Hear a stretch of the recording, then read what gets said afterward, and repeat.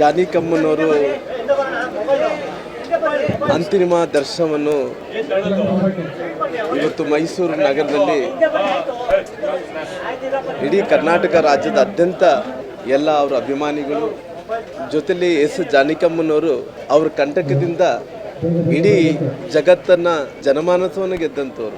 ಅವರು ಕಂಟಕನ್ನು ಕೇಳಿದಂಥ ಜನರು ಎಲ್ಲ ಭಾಷೆಗೆ ಜನರು, ಒಂದು ಭಾಷೆ ಅಲ್ಲ ಎಲ್ಲ ಭಾಷೆಗೆ ಜನರು ಕೂಡ ಇವತ್ತು ಮೆಚ್ಚಂಥ ಕಂಠವನ್ನು ಮೆಚ್ಚಂಥ ಗಾಯನವನ್ನು ಕೂಡ ಕೊಡೋಂಥ ಕೆಲಸ ಆಗಿದೆ. ಆ ತಾಯಿಯವರು ಕಳೆದ 9 ವರ್ಷದ ಹಿಂದ್ಗಡೆ ಮೊದಲನೇ ಹಾಡು ರಾಜ್ಕುಮಾರ್ ಅವರು ಜೊತೆಯಲ್ಲಿ ಮೈಸೂರಲ್ಲೇ ಆಡಿದ್ರಂತೆ. ನಂತರ ಅವರು ಆಸೆ ನನ್ನ ಕೊನೆಯ ಉಸಿರು ಮೈಸೂರಲ್ಲೇ ನನ್ನ ಅಂತ್ಯ ಸಂಸ್ಕಾರ ಮಾಡಬೇಕು ಅನ್ನೋಂಥ ವಿಚಾರವನ್ನು ಕೂಡ ಅವರು ಸಂಬಂಧಿಕರ ಜೊತೆಲಿ ಅವರು ಹೇಳಿರೋ ಕಾರಣ ಅವ್ರ ಇಚ್ಛೆ ನೋಡ್ರಿ, ನಾನು ಮೊದಲನೇ ಹಾಡು ಮೈಸೂರಲ್ಲಿ ಆಡಬೇಕು, ನನ್ನ ಕೊನೆಯ ಉಸಿರು ಮೈಸೂರಲ್ಲೇ ಕಳಿಬೇಕು ಅನ್ನೋಂಥ ಇಚ್ಛೆ ಏನಿತ್ತೋ, ಆ ಸಂಕಲ್ಪ ಏನಿತ್ತೋ, ಆ ತಾಯಿ ಗಟ್ಟಿಯಾದಂಥ ಒಂದು ನಿರ್ಧಾರವನ್ನು ತಗೊಂಡು ಇವತ್ತು ಅವರು ದೈವಾಧೀನರಾಗಿದ್ದಾರೆ.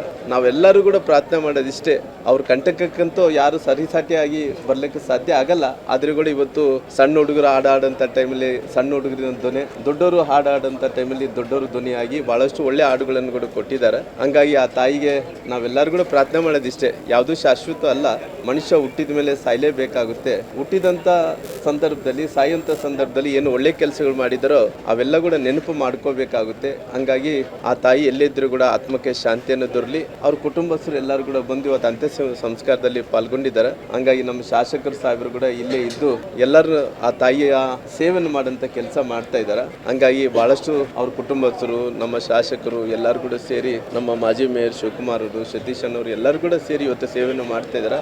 ಅವ್ರ ಆತ್ಮಕ್ಕೆ ಶಾಂತಿಯನ್ನು ದೊರೀಲಿ ಅಂತೇಳಿ ಆ ದೇವರಲ್ಲಿ, ಆ ಚಾಮುಂಡೇಶ್ವರಿ ತಾಯಿಯಲ್ಲಿ ನಾನು ಪ್ರಾರ್ಥನೆ ಮಾಡ್ತೀನಿ.